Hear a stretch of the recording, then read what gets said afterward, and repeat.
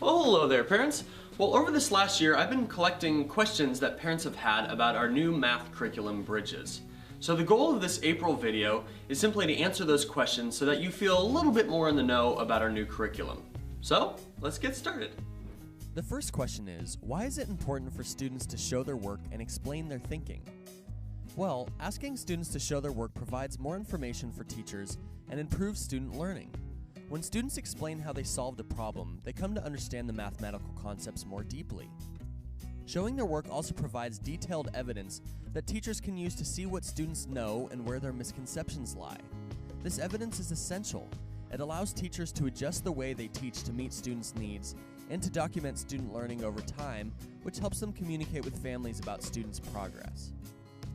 The next question is, my child is a kindergartner and I can see this year that she writes some numbers backward. Should I be concerned? Kindergartners are really just learning to form their numbers correctly. For many, the hand-eye coordination necessary to look at a number or letter and write it with a pencil or marker is still developing. Some children may not realize that the orientation of the number is important. If your child reverses a number, kindly point to the number and show them how to form the numeral correctly, and try to be as patient with your child as you can be. Next question, how can I help my child and make homework a successful experience? When a homework assignment is challenging, consider doing it in parts with a break in between. Even though your child is doing similar activities in class, he or she may need your help at home. Take time to ask her to explain the assignment to you. If your child can describe the task clearly and confidently, she can probably complete the assignment independently. Make yourself available, but assist only when necessary. Ask your child to explain her thinking about some of the problems, give encouragement, and show interest in the work to build their confidence as a mathematician. And of course, math is taught quite differently from how it used to be, so we understand that it may seem complicated. Never hesitate to contact your child's teacher if you need help. My first grader is using his fingers to solve the problems. Is this okay? Fingers are one of the best visual models for helping students understand numbers between 1 and 10. Students use finger patterns to link quantity to numbers and to understand that numbers can be made in different ways. Fingers act as objects to count, just as cubes or beads do when adding and subtracting. Students begin by counting their fingers by ones. Soon they can display quantities quickly, just by popping up their fingers without much thought. As children learn other strategies and commit facts to memory, they become confident in their answers and they will become less dependent on their fingers. Why are students spending time learning strategies? Why not just memorize their addition, subtraction, and multiplication facts?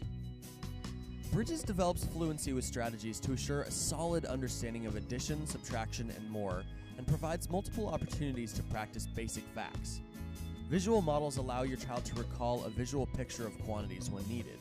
Students who recall facts from memory are, in many cases, performing calculations based on the strategies explained above.